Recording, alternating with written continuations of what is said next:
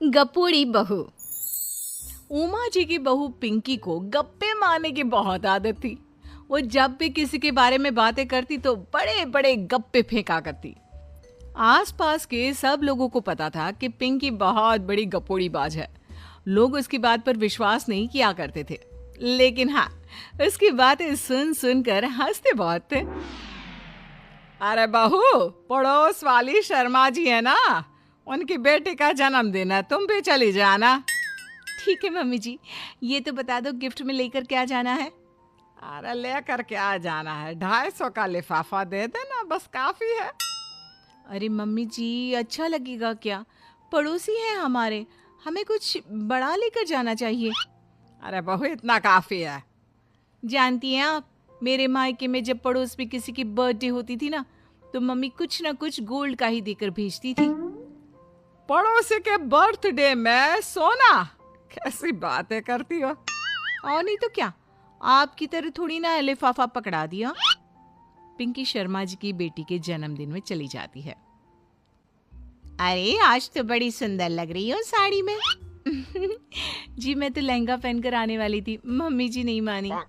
अरे बेटा, birthday party में तो साड़ी चल जाती है, मेरा मतलब कोई शादी थोड़ी ना है।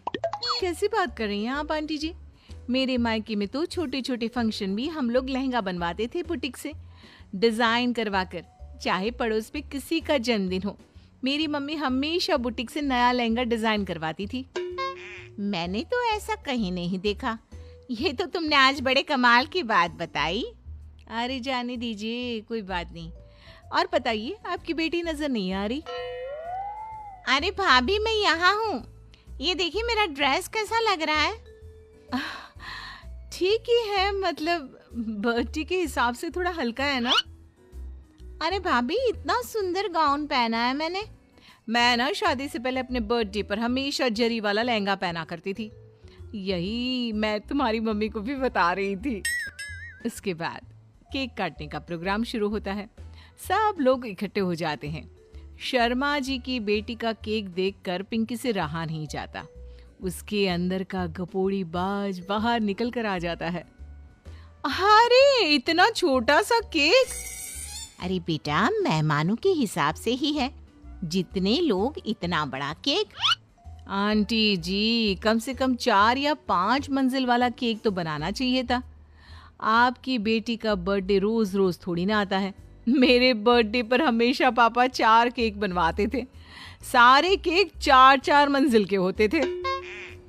वहां पर सारे लोग उमा जी के मोहल्ले के ही थे और वो पिंकी के गप्पे मारने की आदत से अच्छी तरह वाकिफ थे, इसलिए सब लोग उसकी बात सुनकर हंसने लगे, लेकिन किसी ने पिंकी से कुछ नहीं कहा। एक दिन सुबह सुबह पिंकी ने अपनी सास से कहा, मम्मी जी, मेरे मम्मी पापा मुझसे मिलने के लिए यहाँ आ रहे हैं।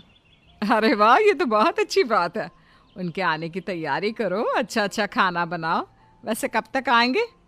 मम्मी जी फ्लाइट से आ रहे हैं, कल शाम को 4 बजे की फ्लाइट है। फ्लाइट? लेकिन बेटा, तेरा मायका तो यहाँ से 2 घंटे की दूरी पर है। तेरे मम्मी पापा फ्लाइट से कब से आने लगे? अरे मम्मी जी, आपको पता नहीं है, मेरे मम्मी पापा ना आधे घंटे की दूरी के लिए भी फ्लाइट का टिकट बुक करवाती है। अरे गप्पे थोड़े कम मारा करो बहू, कोई फ्लाइट से तब आएगा ना जब यहाँ पर एयरपोर्ट होगा। तुम्हारी मम्मी क्या उड़कर आएगी घर में? अरे हाँ मम्मी जी, मैं तो भूल ही गई थी। वो क्या ना, मेरे मम्मी पापा हमेशा फ्लाइट से ही ट्रैवल करते हैं, तो मेरे दिमाग से ही निकल गया था। अगले दिन पिंकी के मम्मी और पापा पिंकी से मिलने के लिए उसके घर आते हैं। आइए आइए जी, आपका बहुत बहुत स्वागत है। और समदन जी, हमारी बेटे की कोई शिकायत तो नहीं ना? ठीक से संभाल लिया है ना आपका घर? अरे मेरी बहू बहुत समझदार है, घर का काम बहुत अच्छे तरीके से करती है। बस थोड़ा ज्यादा बोलने की आदत है उसे, आपको परेशान करती होगी ना?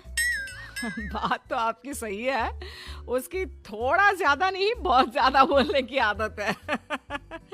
लेकिन कोई बात नहीं, आपकी बेटी दिल की बहुत अच्छी है, बस थोड़ा बोलती ही तो ज्यादा है। पिंकी बेटा, इधर आओ, देखो तुम्हारे मम्मी पापा आए हैं, तुमने इनके लिए खाना तो बना लिया ना?